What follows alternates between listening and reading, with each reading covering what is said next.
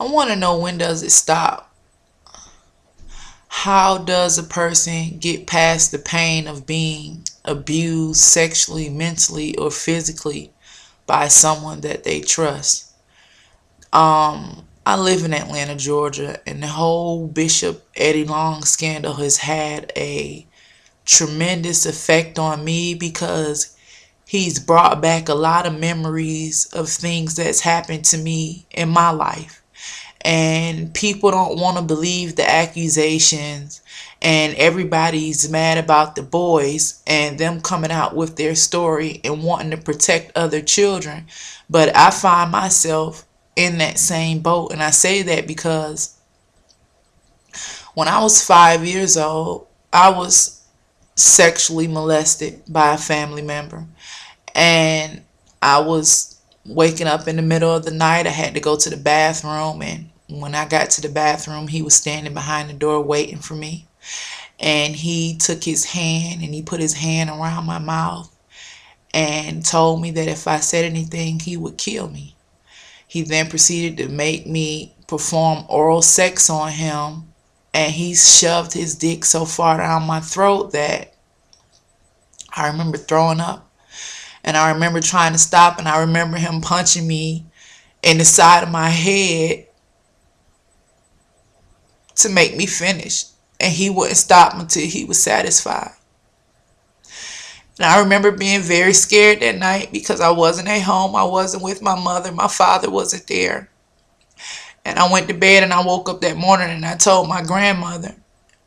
And then my grandmother called my mother, and my mother came, and I was told to never ever speak about what happened to me again. So from then on through life, I held a lot of anger. I knew something happened to me. I knew it was something bad, but I couldn't understand why my mother and nobody didn't protect me. Then when I was 9 years old, I remember explaining to my friend about what happened to me. She began telling me her story of how my father has been doing the same thing to her. And I didn't want to believe it because my father, he never harmed me. He never put his hands on me. And this is how I can relate with the church members over at New Birth. My best friend that I knowed all my life told me my father had been molesting her, and I'd never seen it with my own two eyes until Christmas morning 2 years later, when I actually caught him in the act, and that destroyed me. As a result of that, I began running away from home. By the time I was 14 years old, I was already pregnant with my first child. By the time I was 27 years old, I'd been arrested over 30 times. I was standing in front of a Georgia Supreme Court judge, 7 months pregnant with my 5th child, and she sentenced me to 4 years. I gave birth to my daughter handcuffed to a bed. She was taken from me 24 hours later. 3 months after that, my mother died of a massive heart attack. And 6 weeks after my mother died, my grandmother died as well. I could not attend their funerals because of the Brian Nichols situation. They wouldn't transport any prisoners. When I came home from prison, I was given a $25 check and a bus ticket. And I went and I gathered up 4 of my 5 children, and we went and we stayed in the shelter. I could only stay in the shelter for 30 days. I was told I have to find me somewhere else to stay.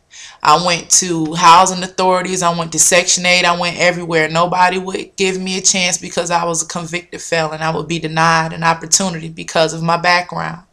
I even went to the strip club to try to dance, and I couldn't get a dancing permit because I was a convicted felon.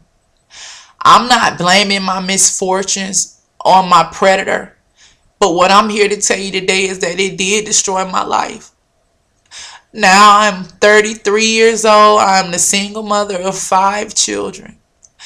Even though I'm very intelligent, even though I've written a book, I work with child abuse children. I mentor them and counsel them all the time. It still does not take away the pain. Parents, please. No person has child molester label on their forehead, okay?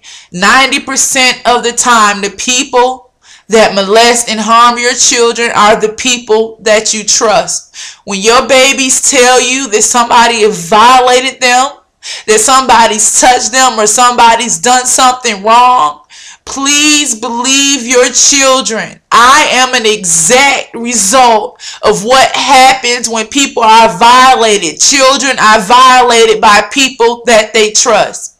My life has been ruined because of my past. I'm not a bad person. I made very foolish decisions, but it's because I didn't have the proper guidance.